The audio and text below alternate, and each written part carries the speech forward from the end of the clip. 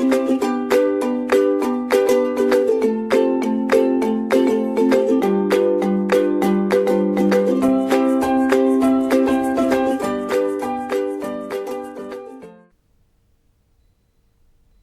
students, I am Sadanand Prusty from Jaipuriya Institute of Management, Indirapuram, Ghaziabad, and welcome to all of you for this Managerial Economics course, that is Unit 3 and lecture 15, and we will be discussing in this lecture laws of production. That means, which type of laws we will be finding in the production pertaining to the short run and pertaining to the long run. In the previous lecture, we have discussed about what is production, what are the different types of the production, that means short run production function and the long run production function, and also we have discussed about some of these concepts in the short run production function, like your total product of labor, then average product of labor, marginal product of labor, and also we have mentioned only the name of the short run production, the law pertaining to the short run, that we have mentioned is the law of variable proportion or the law of diminishing return. That much we have explained in the previous lecture. Now, in this lecture we will be discussing about what are the different laws of production. Okay. This is very crucial for this for a manager to know about different laws pertaining to the short run and pertaining to the long run. Why? When a producer will stop its production in short run and when it will stop its production in long run, so that it will maximize its output with minimum cost. That means, it will maximize its profit. That is the whole objective of knowing these concepts of laws of production.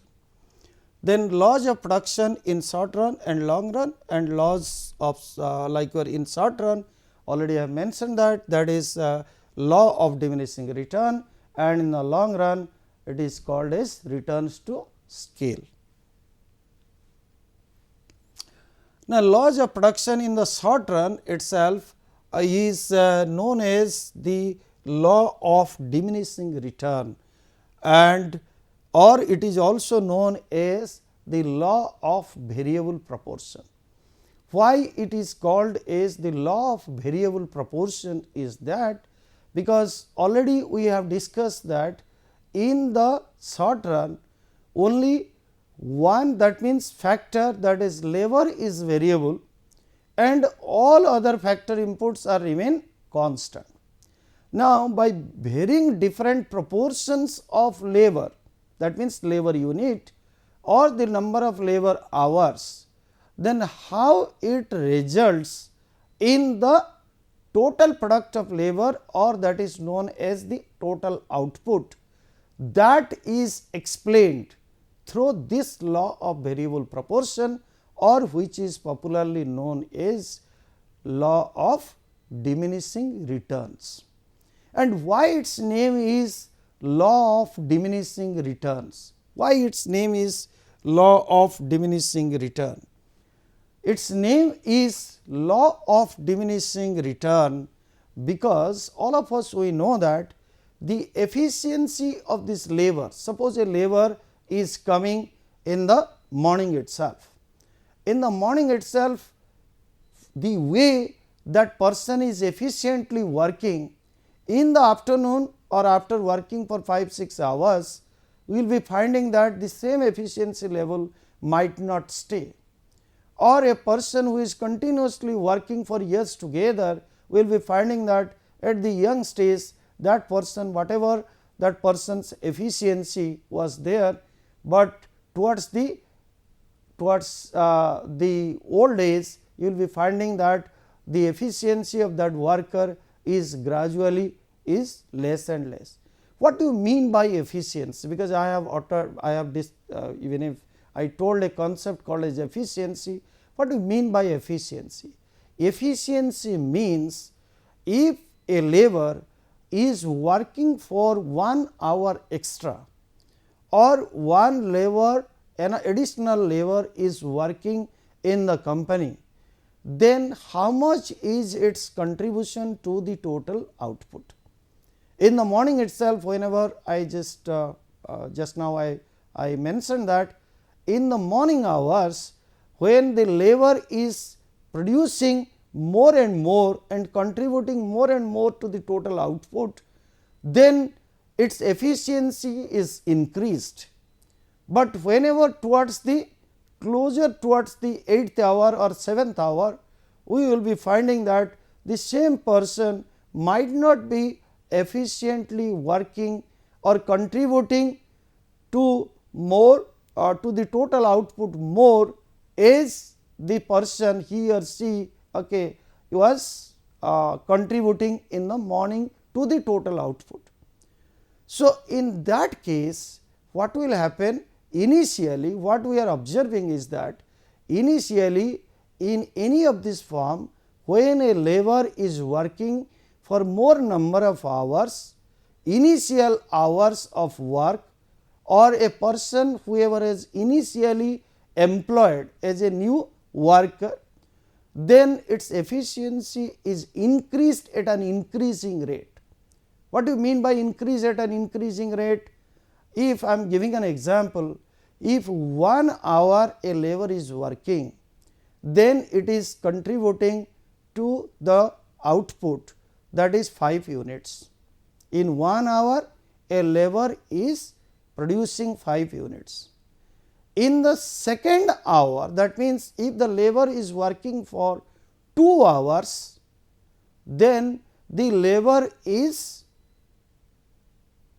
contributing to the total output, that is 12 units. That means in the second hour the labor is producing more than 5 units. So, in this case is producing in the second hour, it has produced 7 units of output. So, in that case in the second hour the efficiency of this labor has increased as compared to the first hour. But in the third hour what has happened? Again it is again it is increased to that 20. That means in the third hour what has happened? It has contributed to the total output 8 units.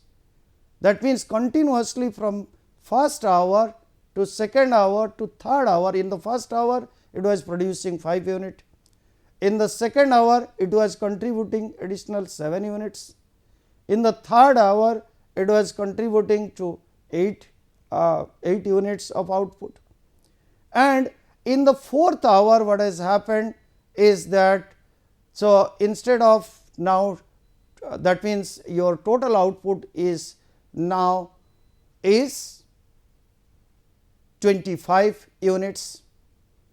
That means in the fourth unit what has happened? 25 minus 20 is it is contributing 5 units. In the fourth unit it was contributing 8 units of output. In the third unit, in the fourth unit it was contributing 8 units. In the fifth unit it was contributing less than that. That means the total output is increasing, but at what rate? At a decreasing rate. So, that is the meaning of that increase at an increasing rate and increase at a decreasing rate. So, initially what has happened? This labor, as per the law of variable proportion or the law of diminishing return, what has happened? Gradually as the number of labor hours is increased, if we will put it in a graph, what is happening? What is happening is that initially what has happened, this production function it increases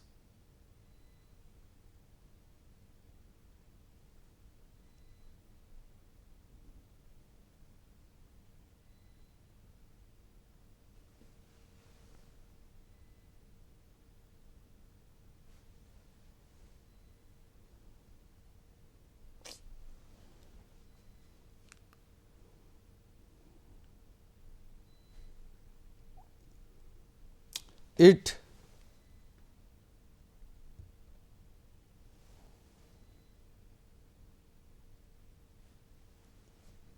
what I was just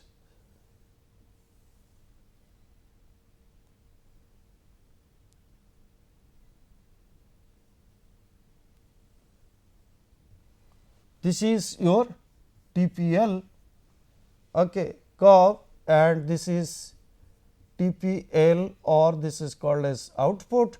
This is the lever units. What has happened is that at this portion up to this, whenever we are mentioning here, this is increased at an increasing rate. And let me erase. So let me go back. Yes, you can see here the total. You can see here this total product of this lever curve first up to the point A. What is happening is that the lever is increasing, that means the lever is contributing as the number of lever hours is increasing, that the output will increase, but at a increasing rate up to point A, then afterwards it will increase at a decreasing rate up to point B, then gradually the output will decline, and that is happening because of this MPL curve, that is continuously it is increasing, then reach the maximum, then afterwards it is decreasing. So, that way you will be finding that how actually this we can explain this law of diminishing returns. So, what is happening is that there are different stages in the law of variable proportion or the law of diminishing return, and in the first stage itself, because you can see in the first stage itself what is happening is that the total product of labor or the total output is rising at an increasing rate, increasing at an increasing rate, and then at a increase at a decreasing rate in the first stage of production. MPL, what it is, how it is behaving? Now, MPL reaches its maximum and starts declining, and what is APL is doing, that means APL starts rising and attains its maximum in the first stage, and in the second stage what is happening, TPL or the total output continues to rise at a decreasing rate and reaches its maximum. Similarly, MPL continues to decline till it reaches 0, and APL begins to decline in the second stage. What is happening in the third stage is that total product of labor, that means the total output starts declining and MPL is negative and APL continues to decline, but remains positive. Now, what this implies is that as per the law of variable proportion or as per the law of diminishing return, a producer, this is the learning point for the producer or a business manager, is that you will go on hiring a labor till that time when its contribution is 0 at least. That means, your MPL must be equal to 0, till that time one can hire the labor, even if its contribution is nil as compared to the previous hour or it is as compared to the other labor. So, up to that a producer will continue hiring that particular labor, but at when MPL is equal to 0. So, that time what is happening is that TPL is maximum or the output is maximum. That means, a producer will go on hiring a labor till its contribution is 0, which is also come under positive, and when total product of labor is maximum. But beyond that, that means at the second stage, first stage is preferable to everyone, all the producers, all these business managers, they will prefer to be in the first stage. But at the worst situation, what will happen, that they can continue and continue their production or the operation or hiring of this labor till its contribution is 0, marginal contribution, marginal product of labor is equal to 0, and that time what is happening, your total output is maximum during that time. and no producer will choose a point.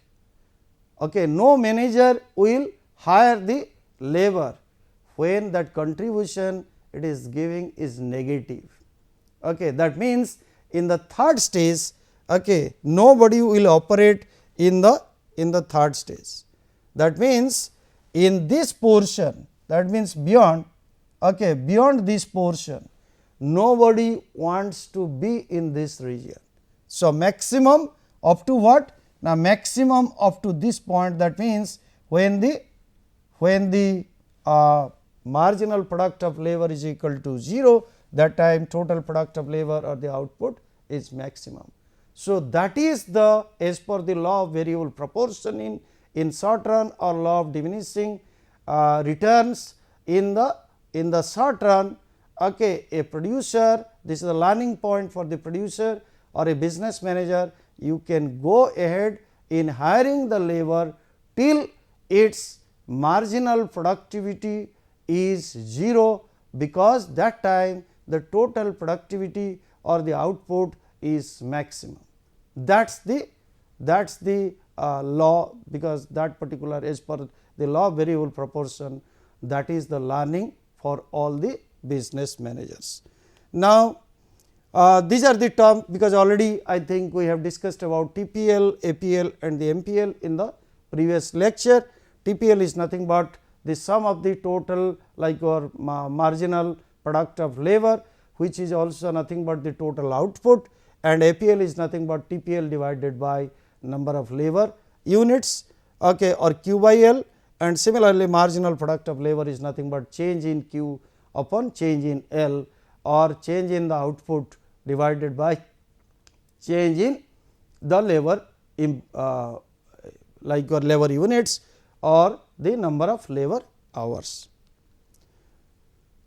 Now, let us discuss about the long run. Okay, in the long run, there are in the long run, that is called as laws of returns to scale. Okay. What is the meaning of this? Because there are 3 laws we will be finding. One is the increasing returns to scale, the other one is decreasing returns to scale, and the third one is the constant returns to scale. Now, what is the meaning of these concepts, and where actually a producer wants to choose that which combination? So, if we will find that if the labor and the capital inputs, like in the x axis you can see the labor units, and in the y axis you are seeing the capital units. That means, you can say that x axis represents number of labor hours, y axis represents number of machine hours. Now, when the machine works for 3 hours, labor works for 3 hours, then how much is the output? They are producing 100 units of output. Now, when labor hours doubled, that means it is 6 hours, from 3 hours to 6 hours, machine hours also doubled from 3 hours to 6 hours, then how much is the output they are producing? Okay. The firm is producing 200 labor hour. That means, inputs doubled and output is also doubled. That means, this is called as constant returns to scale. Similarly, we are finding if the inputs is also doubled, same from 3 to 6 and labor hours and 3 to 6 of this machine hours, but the output you see at 3 labor hours and machine hours, output was 100. When the labor hours increased, that means doubled to 6 hours and machine hours also doubled from 3 to 6 hours, then how much is the output produced? Total output produced is 300 output. That means, is quantity, that means it is more than 200, that means more than double. If output is more than double, okay, as compared to the inputs, so in that case it is increasing. That means, output is increasing, that means more than double as compared to the factory inputs. So, that is known as increasing returns to scale. Here again in the third stage, what we are finding is that when the labor hours doubled and the machine hours also doubled, but output is less than double, that means less than 200. Earlier it was 100 when 3 hours of labor and 3 hours of machine were producing 100 units of output, and when it is doubled, that means the labor hours is now working for, labor is working for 6 hours, machine is working for 6 hours, then the output is 150, that means which is less than 200, okay, or less than doubled, then that is known as decreasing returns to scale. And any producer or a firm, it is a lesson for them is that if the factor inputs is doubled, output should also be doubled. Everybody wants that to be in this increasing returns to scale, okay, zone, but though not increasing returns to scale zone, but at least they should be in the constant returns to scale zone. But nobody wants to choose this combination where it is showing a decreasing returns to scale. Next is what is output elasticity, because output elasticity is nothing but whatever is the percentage change in the total output divided by percentage change in the factor inputs, that will give you the output elasticity. Output elasticity, if it is greater than 0 or positive, that means that is a good sign for the manager that whatever is the percentage increase in the factor inputs, your output is increased more than the factor inputs. That will be explained through the concept of the output elasticity, and every firm or the business managers, they want that output elasticity should be greater than 0, that means it has to be positive. Okay. That is a good sign for any business manager, otherwise they have to drop this idea of expanding the production by hiring more of this factor inputs.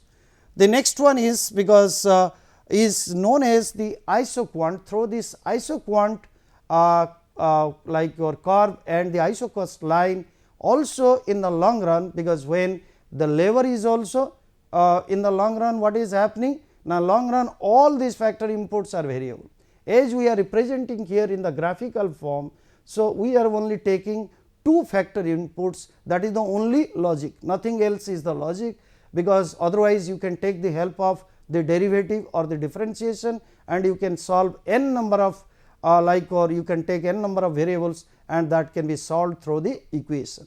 But here as we are representing graphically, so that is why we have taken only 2 variables, that is your factor inputs, that is labor and capital, and their relationship with the output we are trying to measure. Okay. First of all, we have to understand as for this isoquant, that means in the long run also or the isoquant approach, in that case we have to find out 2 things. One is the slope of the isoquant and the other one is slope of the isocost line. What is the meaning of that? First of all, we have to understand what is isoquant, what are the properties of the isoquant, and similarly what is the isocost line, what are the or how isocost line used to shift or isocost line used to move. Okay. So, in that case we have to discuss, because with the change in the cost or with the change in the factor price, that is your wage rate and the rate of interest, how actually isocost line used to have a parallel shift or a non-parallel shift, that we will be discussing. But first of all, let us discuss about what is an isoquant. An isoquant is, which is a downward sloping graph you are seeing, and in the both axes, like in the y axis represents the capital, that means number of machine hours, and in the x axis it represents the number of labor hours. And whenever we are representing this isoquant, which is a downward sloping curve or which is convex to the origin, that means it represents that any combination in this line. Let us talk about a combination here. If any combination either here or here, that means if I am giving a name that is A here and giving another name called as B here, and here is giving K 1, this is L 1, this is K 2, L 2. So, your K1 L1, that is at combination A, whatever is the output, we will get. Okay. Suppose here we used to get 10 units of output, Q is equal to 10. Similarly, by reducing the machine hours and by increasing the labor hours, that means reducing the machine hours from K1 to K2 and increasing the labor hours from L1 to L2, you will be finding there is a point B, and which at point B also we are finding what? Na total output is also equal to 10. That is why it is called as equal product curve, or this is also called as isoquant. And why it is this isoquant slope is downward sloping? Because as a producer, when a producer, if this is the isoquant map, this is K, this is L, gradually what is happening is that gradually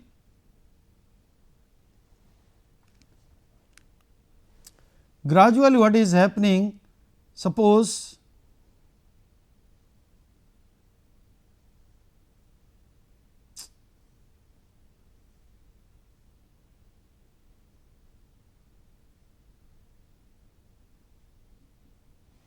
this is known as change in K, this is change in L.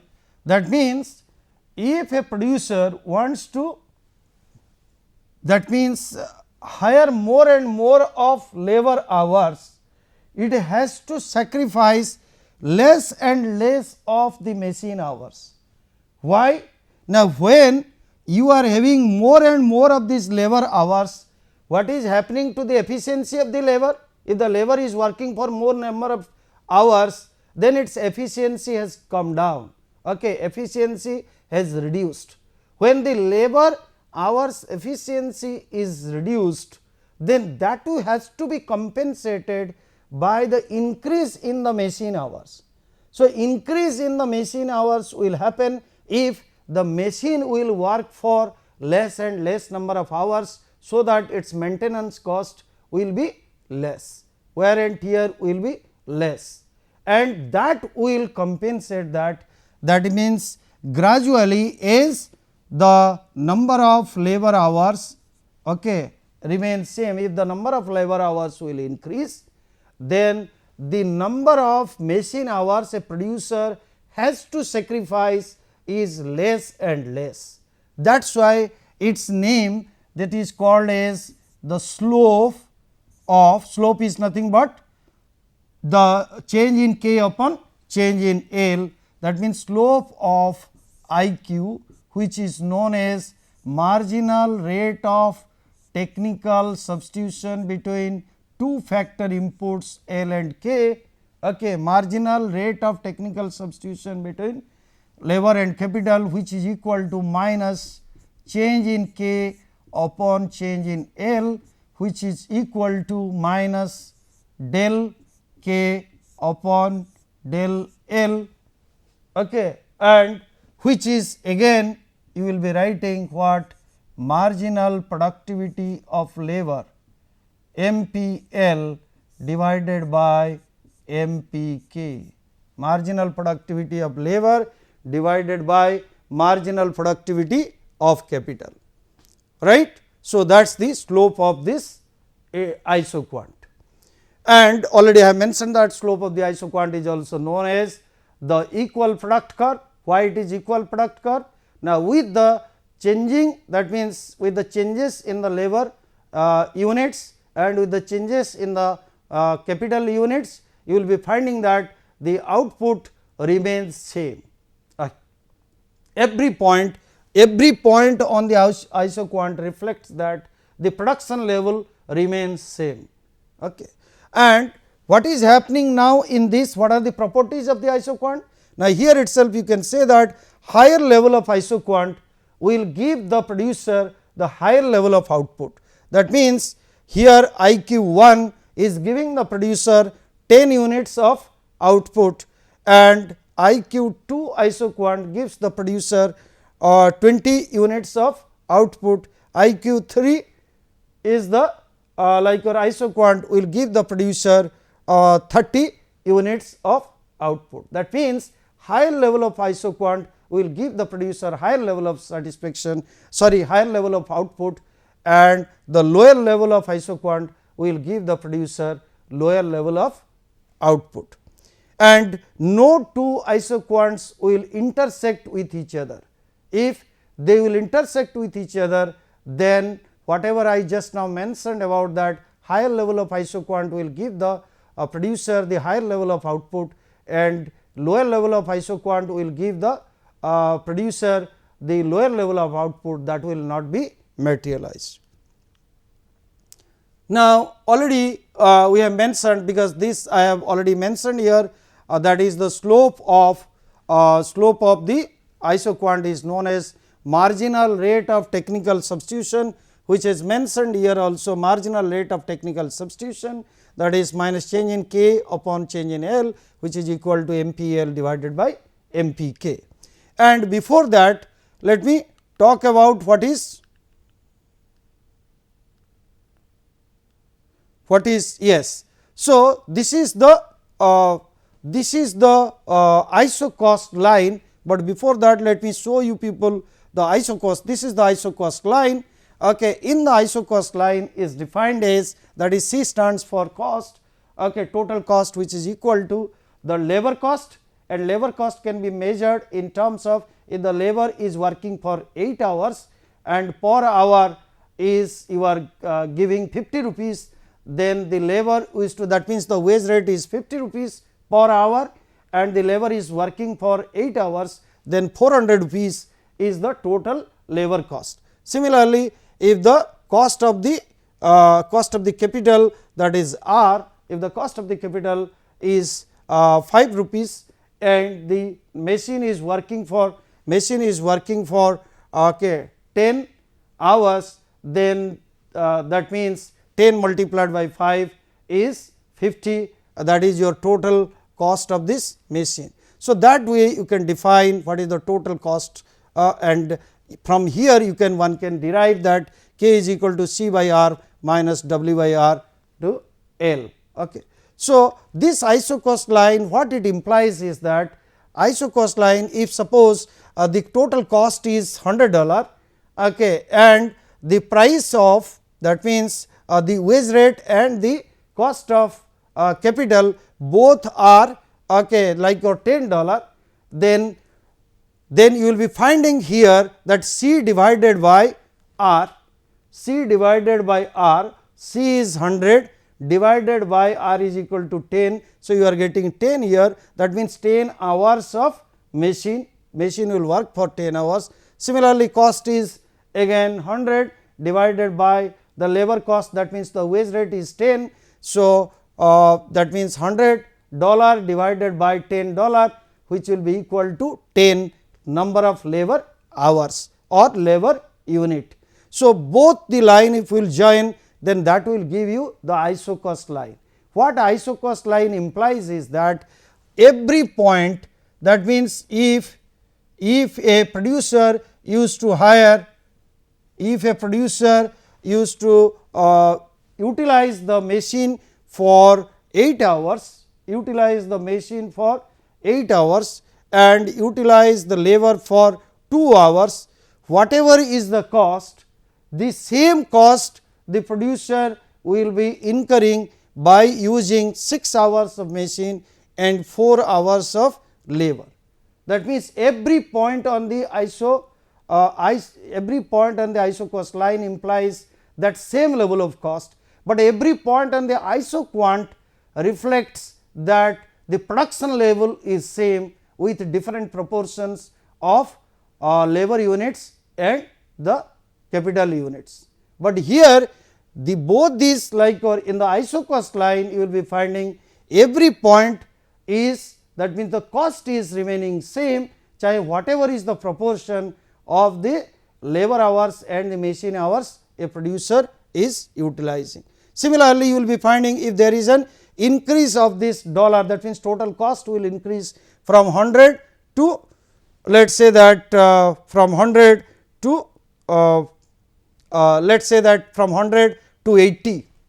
So, in that case what is happening, A B is the isocost line. Now, if it is that is 100 and if it is 80 rupees, that is your total cost, then your isocost line is decreasing, that means shifting towards left, and that is 8 and 8. You are finding that from here to here there is a parallel shift. Similarly, if you are finding that the wage rate is reduced from $10 to $5, but capital price, that means the cost of capital remains same. Now, what is happening is that this A B is the line, okay, isocost line is shifting towards right, no doubt at all, but at a non-parallel shift. It is not a parallel shift, it is a non-parallel shift. So, when cost will increase or decrease, then there will be a parallel shift in the isocost line.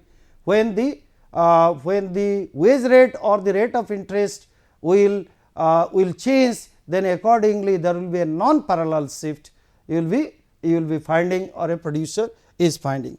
Now, the question is that where a producer will stop its production so that it will maximize its output and with minimum cost, and that is happening at point R, where the slope of the isocost line, that is 3.5 and 3.5, the slope of the isocost line is tangential to the highest attainable isoquant, that is 12 q, at point R. So, at point R, that means how much? At point R, you will be finding that how many units? Okay, sorry. So, how much is the unit? You will be finding, let us say that this is 1.5, that means 1 hour 30 minutes of this machine hours a producer will use, and 2 hours of labor a producer will use in order to get the maximum output, that is 12 units of output it will get, and it will remain at R. And at R, what is happening? At R what is happening? Now, slope of IQ is equal to slope of isocost line.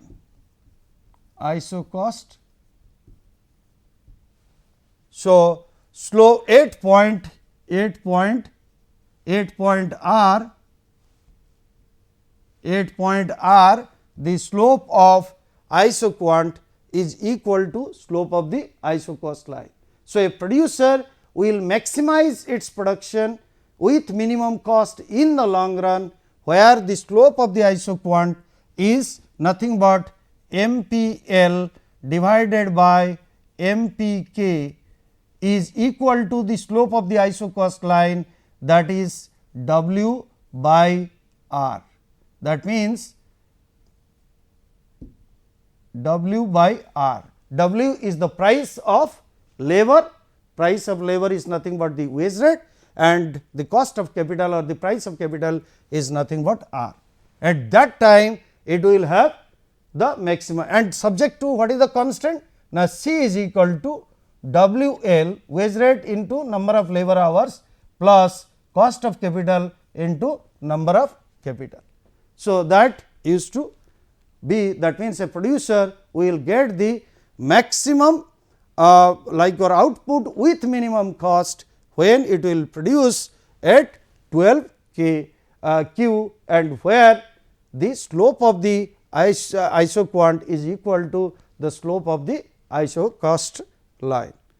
And what is a ridge line? Is that ridge line beyond this point, A1, A2 and A3, towards this side it is MPK, MPK is negative, and similarly beyond this point B1, B2 and B3, that means this side MPL is negative.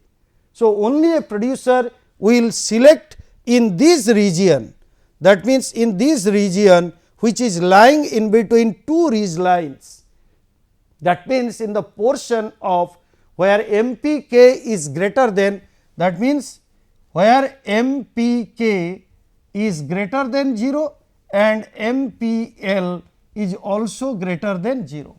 But if it is negative, then it will not operate. A producer will never operate in where the MPL, that means marginal product of labor or the marginal product of capital is negative. That means, if a labor is contributing negatively to the total output or a machine is working, that means giving the negative output, okay, by using more number of hours, then in that case a producer should not choose that many number of use the that means higher the labor hours and higher the machine hours. That itself is a wrong decision, that will become a wrong decision for it.